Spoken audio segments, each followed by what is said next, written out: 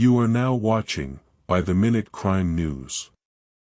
Today we head to Kansas City. April 6, 1980. A pilot would go missing after meeting for a job, but his remains and how he disappeared still trouble investigators.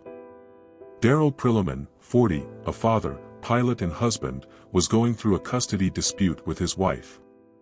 Darrell would freelance for his work and find a man that wanted him to fly oil parts to fields in Oklahoma City. Darrell would meet with a gentleman by the name of Pete Peterson at the Holiday Inn bar located at I-29 and 291 highway. Here he would discuss the details of the job and leave with the gentleman. But he would never be seen alive again. Detectives would begin working the missing persons report and find that Darrell was at the hotel bar with a gentleman and they left together. The police would find out that the man returned without Darrell, and in different clothing. Police have not been able to find the man and believe this may have been some sort of setup.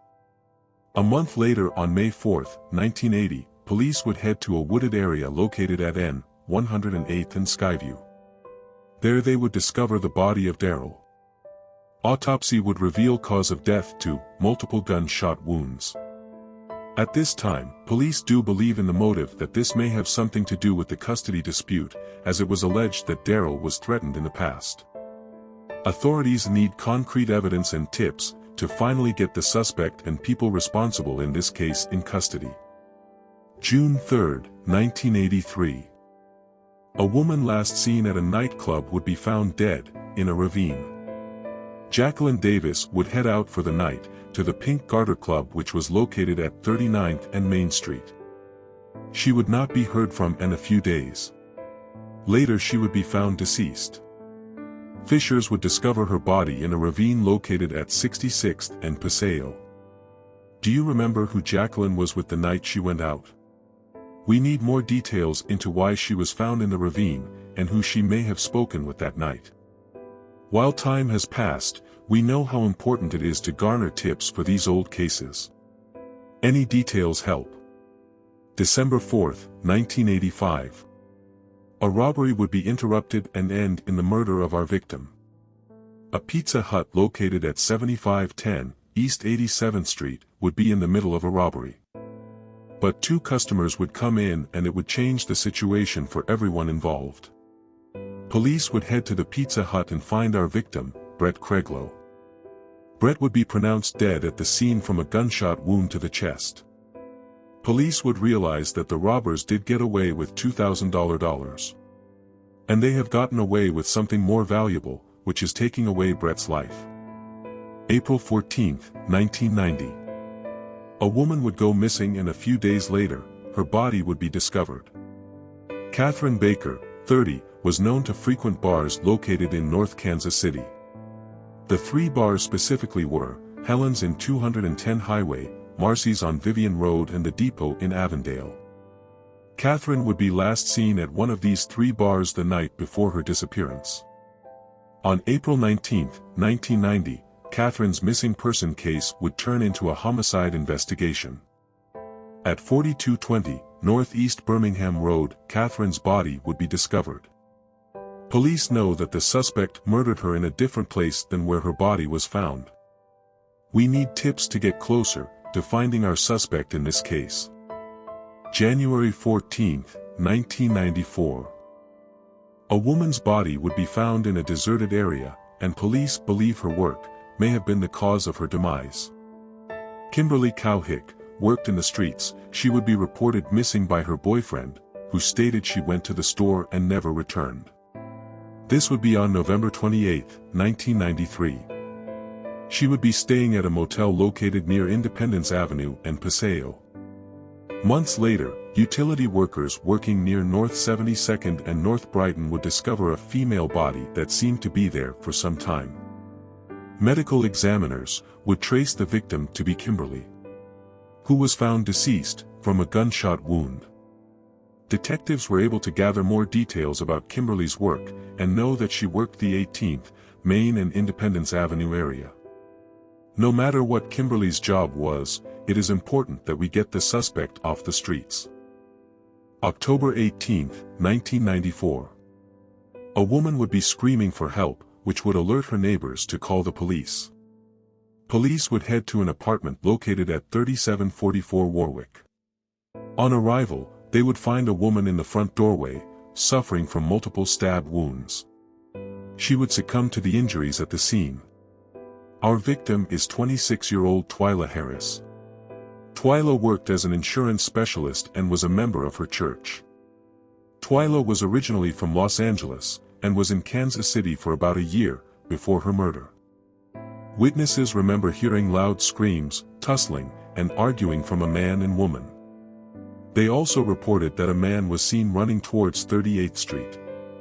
Do you know the suspect in the case that took Twyla's life? Now is the time to speak up.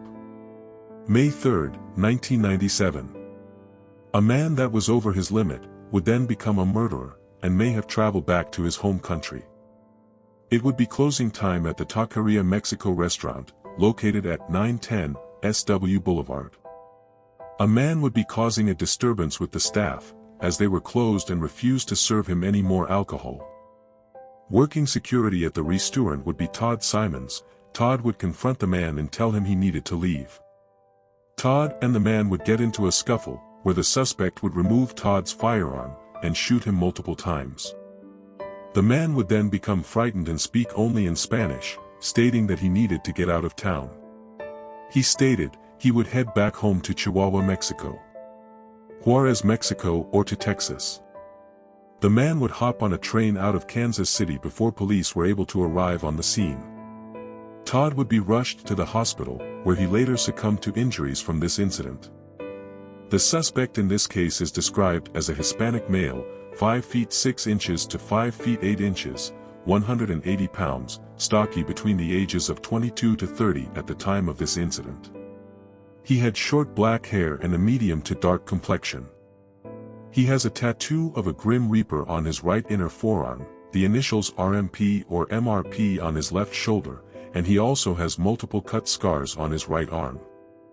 Police know that the suspect was in Kansas City working for a Mexican business, in the area near the scene of the murder.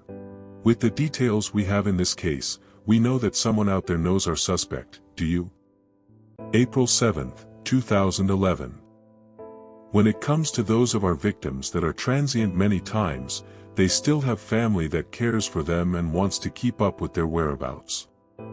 Just to know that they are doing okay. This case that we cover focuses on a transient man. And we must get details about him, so that we can find his name and connect him with family. Another homeless person would be looking for their dogs, when they would discover a fellow transient person, but they were in pretty bad shape, so they would connect with authorities. Police would arrive to the woods located near 1600 Dora Street, and on scene they would find a deceased male that looked very emaciated.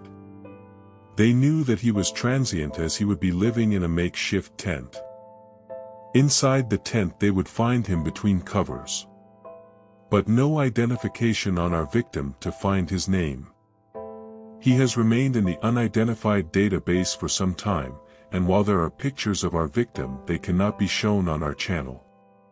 But we still want to get this story out there to help figure out his identity. The male is described as white, 5 feet 11 inches, 83 pounds, between the ages of 40 to 70. He may have went by the first name Kyle. Help us find the identity of our John Doe and connect him with his family. Missouri. July 3, 2004. Over Independence Day weekend, police would be working to identify a man found in a park. Do you know our John Doe? Police dispatch would receive a call from a person that found an unresponsive man needing assistance. Medical assistance would arrive to a park near 23rd and Jarbo. At the scene, an unidentified Hispanic male would be found lifeless. Authorities have been unable to identify the male but have released an artist rendition of what he looks like. The male is described as an adult Hispanic male, pre-40, 5 feet 11 inches, and 152 pounds, with brown hair and brown eyes. There are very few details available in this case, but with our picture and description, someone out there may know our John Doe so that we can find out his identity. If you have tips about our John Doe, please contact the Jackson County Medical Examiner's Office. How can you help? Share this video and help us raise awareness. Across the nation, 4,400 unidentified persons are recovered every year. Family members of our John and Jane Does may not know that their loved one has passed. Many of the cases on our channel may be new to you, but they are not new to our victims' loved ones, community members, and authorities that continue to work this case. Unsolved cases across the nation need our help bringing awareness. How do we do it? Become a Minute Mover and subscribe to our channel. You or someone you know may have tips that help authorities lead us one step closer to justice. Home is where the heart is, that is until 3 heartless intruders come in and change 3 families' lives, forever. Kansas City, Missouri. January 12, 2017. It was 9:33 p.m. and police were dispatched to 8607 East 62nd Street Terrace for the sound of shots. The call was upgraded to a shooting. When police arrived on scene, they would find 2 deceased victims, Victoria Brown, 28, and Darrell Thomas, 29.